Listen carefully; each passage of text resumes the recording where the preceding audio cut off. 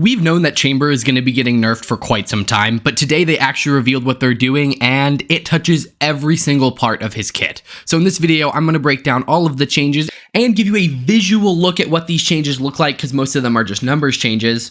Alright, let's start off with something really simple. His tour de force, or his ultimate, or his op, whatever you want to call it, they have decreased the fire rate by 57.5%.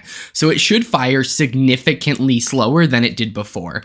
You should see a comparison on screen now between what it currently is and what the update will look like, and overall, it is a massive change.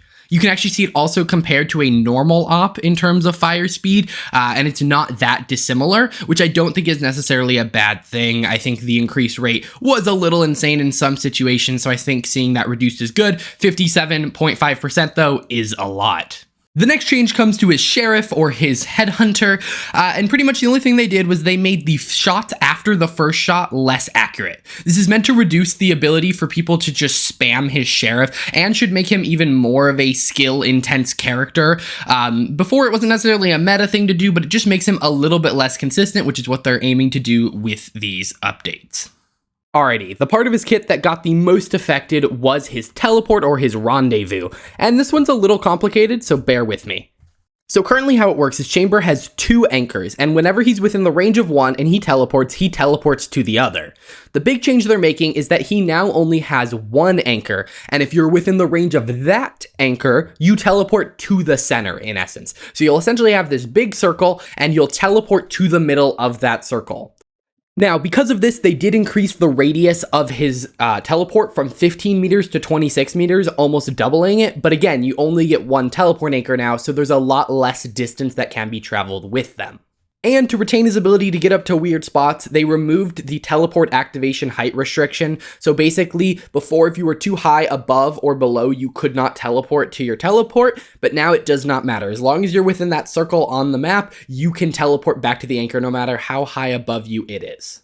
So those changes were meant to make him less consistent. They also made two changes to make him more punishable. The first of which is that if you break Chamber's teleport, it no longer has a 45-second cooldown, it just doesn't come back for the rest of the round, meaning it is actually a huge deal if you are able to break his teleport. It's no longer just a minor inconvenience.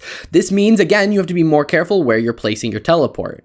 In addition, after teleporting, it now takes 0.7 seconds to pull out your weapon instead of 0.4. Again, this is just going to make him more punishable. Now, if he teleports to a weird spot, he can't pull out his gun nearly as fast, so it's a lot easier to maybe kill him if he's playing very aggressively.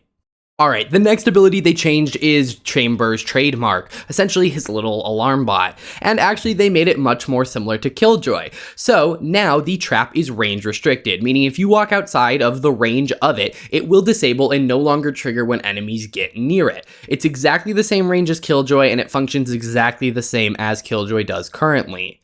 However, similar to Killjoy, you can also now recall it mid-round with a 30-second cooldown on replacing it. So it's going to function very similar. It's going to be a little bit more dynamic than it was before, but it does mean that you're going to have to kind of stay within your range. It is going to kind of make him have to think a little bit more about being aggressive and kind of keeping his trademark up.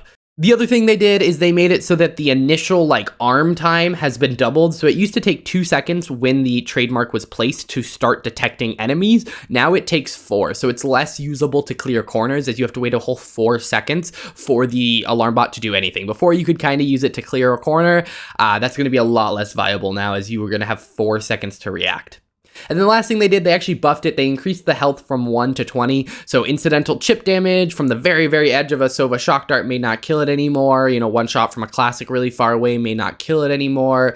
Overall, just making it a little bit harder to take out in exchange for making it a lot less durable, I should say, in terms of being always active. So I think that is a very interesting way of approaching it. It's not something I necessarily considered, but again, it kind of emphasizes Cypher's strengths and differentiates Chamber and Cypher a little bit more.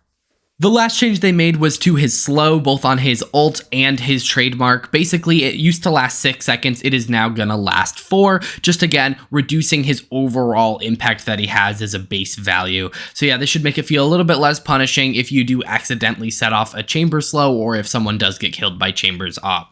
Alrighty guys, those are the changes coming to Chamber with the next update, that being patch 5.12, coming out in about 2 weeks from the release of this video.